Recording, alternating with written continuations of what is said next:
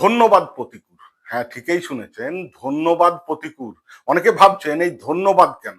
একজন গাদ্দারকে আবার ধন্যবাদ? আজ একটু ধৈর্য ধরে শুনুন। কারণ আজ আমি আপনাদের এমন এক বাস্তব সত্য বলবো, যেটা বিজেপি বলবে না, তৃণমূল বলবে না, মিডিয়া বলবে না, আর সিপিএম নিজেও হয়তো স্বীকার করতে চাইবে না। আচ্ছা, আপনারাই বলুন তো, আজকে মিডিয়ার দখল কার হাতে?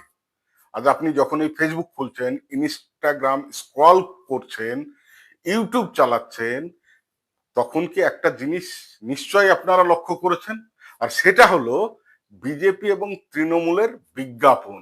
বিজেপি এলে, বিজেপি ক্ষমতায় এলে কি কি করবে এ রাজ্যের জন্য, কেন বিজেপিকে দরকার এ রাজ্যের স্বার্থে।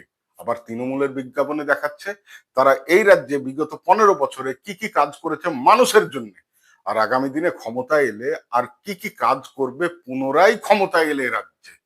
আর এই সব বিজ্ঞাপনগুলো কিন্তু ফ্রিতে দেখাচ্ছে না ইউটিউব, ফেসবুক বা ইনস্টা।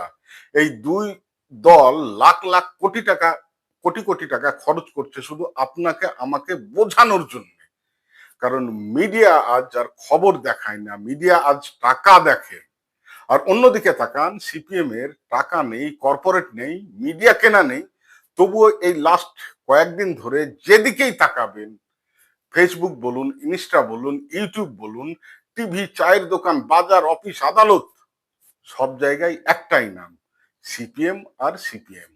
কোথাও শতরূপ ঘোষ, কোথাও মীনাক্ষী মুখার্জি, কোথাও দীপশিতা ধর, কোথাও সিপিএম এর সৃজন, মোহাম্মদ সেলিম, সুজন চক্রবর্তী, কার নাম নেই? যে সিপিএম বড় বড় ব্রিগেড বাংলা বাচ্চাও যাত্রা করেও মিডিয়ার পাতায় জায়গা পেত না, আর সেই সিপিএম মিডিয়ার সব সময়ের শিরোনামে। এখন প্রশ্ন হলো, এই ম্যাজিকটা হলো কিভাবে? এই আলোচনাটা তৈরি করলো কে? বিজেপি? একদম নয়। তৃণমূল? না না। বা মিডিয়া? সেটাও নয়।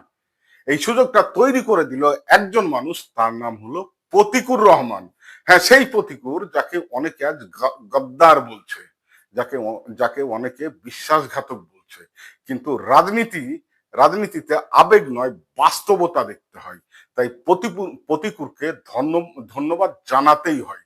কারণ প্রতিকুর সিপিএম কে আবার আলোচনায় ফিরিয়ে দিয়েছে, মিডিয়া জোর করে মুখ ফেরাতে বাধ্য করেছে, মানুষকে আবার সিপিএম নিয়ে আলোচনা করতে বাধ্য করছে। সিপিএম আবার প্রাসঙ্গিক হলো কিভাবে?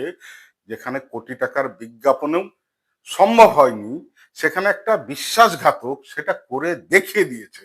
আসলে রাজনীতির নির্মম একটা সত্য কথা হলো, রাজনীতিতে সব শত্রুই খারাপ না, কিছু শত্রু প্রচারের কাজ করে দেয়।